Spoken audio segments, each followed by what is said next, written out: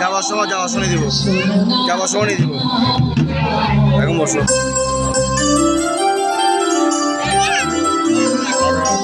যারা মাকে ভালোবাসো না, মায়ের সেবা করো না, তারা আমার গান শোনো না। যারা মাকে সেবা করো না, মায়ের কথা শোনো না, তারা আমার গান শোনো না। যারা মাকে অবহেলা করো, যারা মাকে অবহেলা করো,